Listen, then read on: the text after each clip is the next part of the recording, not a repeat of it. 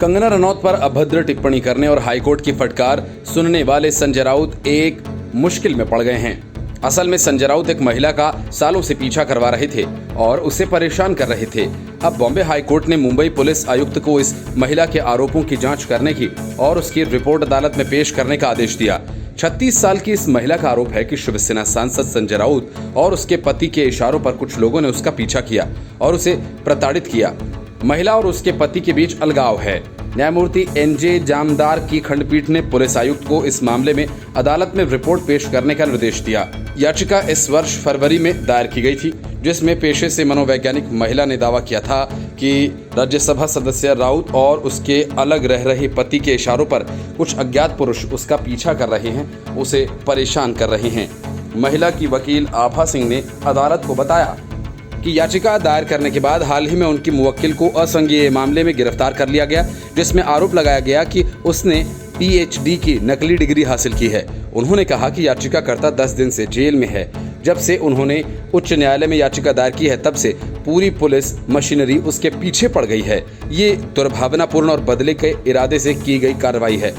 अदालत ने कहा कि याचिकाकर्ता अपनी गिरफ्तारी को चुनौती देने के लिए अलग से याचिका दायर कर सकती है।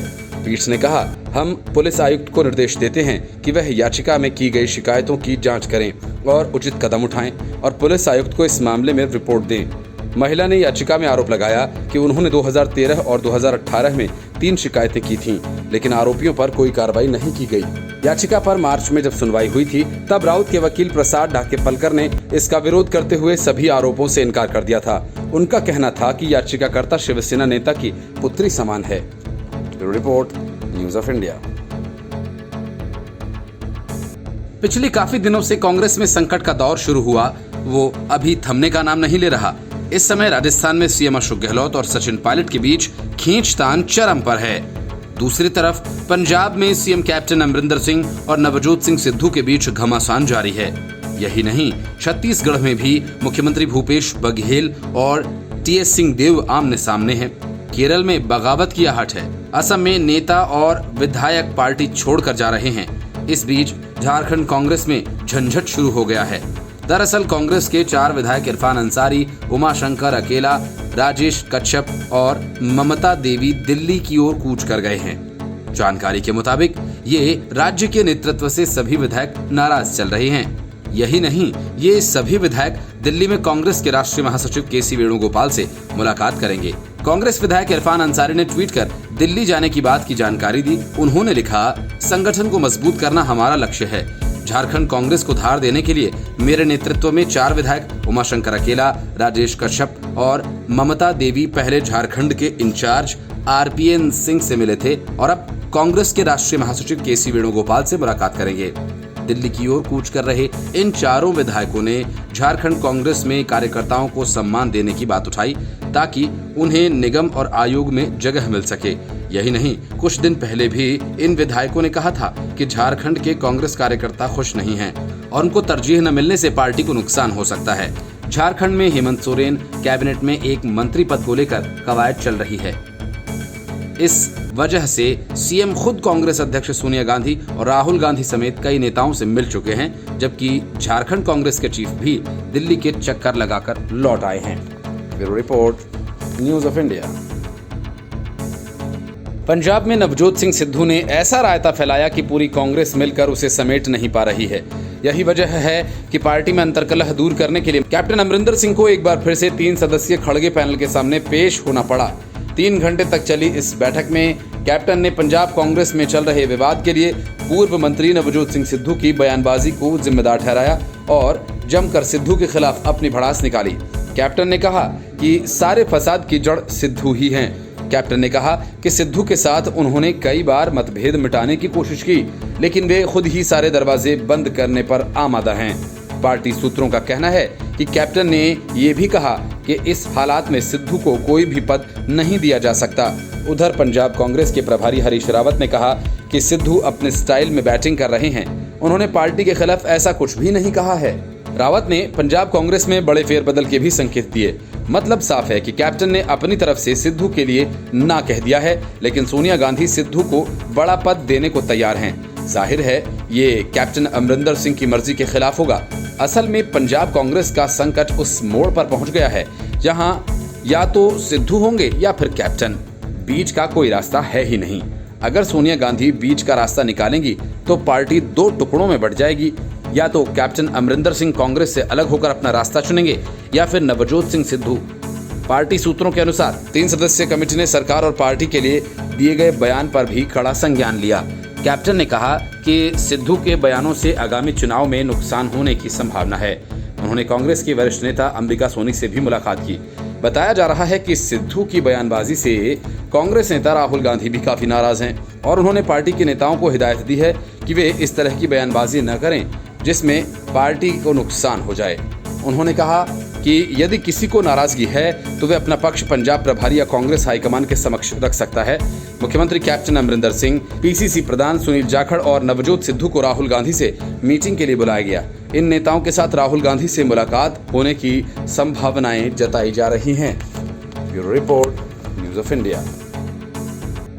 पंजाब में जिस तरह सिद्धू और कैप्टन अमरिंदर सिंह एक दूसरे को कांग्रेस से बाहर का रास्ता दिखाना चाहते हैं, राजस्थान में भी हालात उससे बदतर होते नजर आ रहे हैं। गहलोत और पायलट के बीच ऐसा गतिरोध है कि अब अशोक गहलोत सोनिया गांधी की भी सुनने को तैयार नहीं।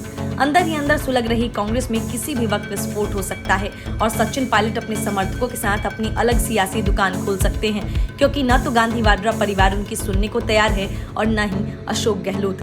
राजस्थान के मुख्यमंत्री अशोक गहलोत पूर्व उप मुख्यमंत्री सचिन पायलट के करीबियों को मंत्रिमंडल में शामिल करने से एक तरह से साफ मना कर चुके हैं। वजह यह है कि अगर वे मंत्री बन भी जाएंगे तो उनकी वफादारी सीएम के प्रति नहीं बल्कि पायलट के प्रति रहेगी और अशोक गहलोत ऐसा कभी नहीं चाहेंगे कि उनका मंत्री सचिन पायलट को रिपोर्ट करे और उनके इशारों पर काम करे। पायलट हाल ही में दिल्ली आए थे, तब उनको यह भरोसा दिलाया गया था कि जल्द ही कैबिनेट का विस्तार होगा और इसमें उनके करीबियों को जगह दी जाएगी।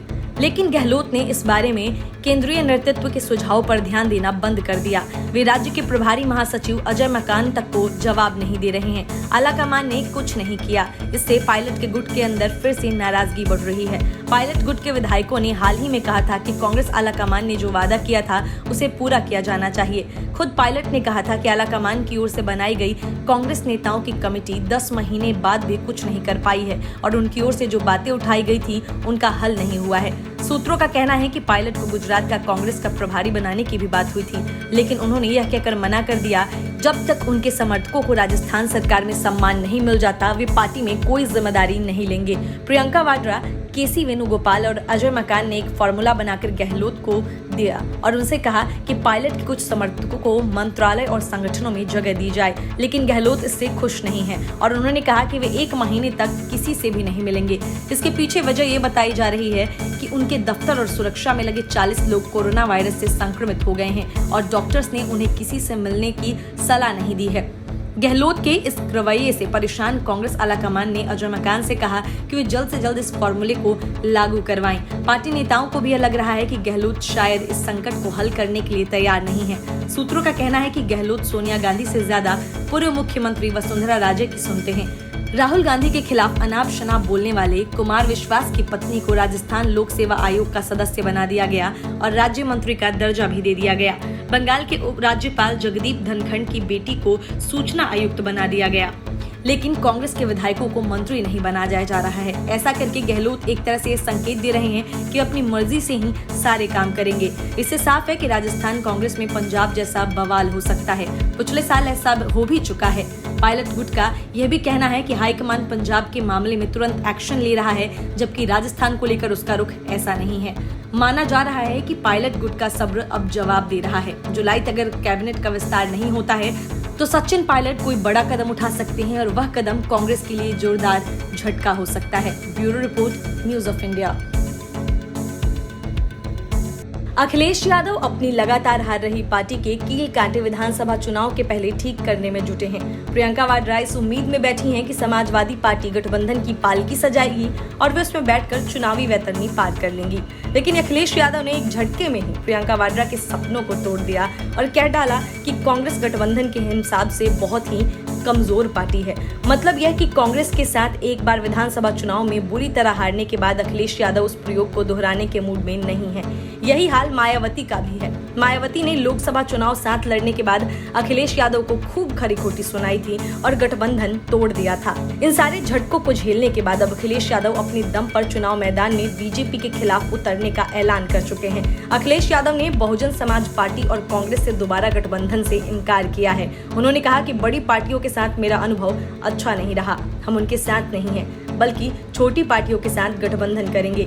यादव ने दावा किया कि यूपी की जनता अब बदलाव चाहती है, इसीलिए अगले चुनाव में बीजेपी को हार का मुंह देखना पड़ेगा। पूर्व सीएम ने कहा कि राज्य की 403 सीटों में एसपी का टारगेट करीब 360 सीटों पर है। जल्द ही समाजवादी पार्टी की सरकार आने वाली है। उन्होंने कहा कि जो बीजेपी की हार चाहते हैं उनसे वह एसपी को वोट देने की अपील करते हैं। यादव ने दावा किया कि बीएसपी के कुछ नेता उनके संपर्क में हैं। गौरतलब है कि 2019 के लोकसभा चुनाव में एसपी ने बीएसपी के साथ मिलकर चुनाव लड़ा था। कांग्रेस को लेकर अखिलेश यादव ने कहा कि यह पार्टी यूपी में बीजेपी को हराने के लिए बहुत कमजोर है। 2017 के चुनाव में हमारा कांग्रेस के साथ अच्छा अनुभव नहीं रहा। हमने उन्हें 100 से ज्यादा सीटें दी, पर वे जीत हासिल करने में सफल नहीं रहे। यूपी की जनता ने कांग्रेस को रिजेक्ट कर दिया। योगी आदित्यनाथ सरकार पर हमला बोलते हुए एसपी अध्यक्ष ने कहा कि केंद्र और यूपी की डबल इंजन सरकार अलग अलग दिशाओं में जा रही है। कोरोना की दूसरी लहर में हुई मौतों को योगी सरकार छिपा रही है। खुद के कोरोना टीका लगवाने के सवाल पर यादव ने कहा कि इस साल दिवाली तक जब यूपी सरकार सभी लोगों को फ्री में टीका लगवा देगी तब वह भी वैक्सीन ले लेंगे। Bureau report, news of India.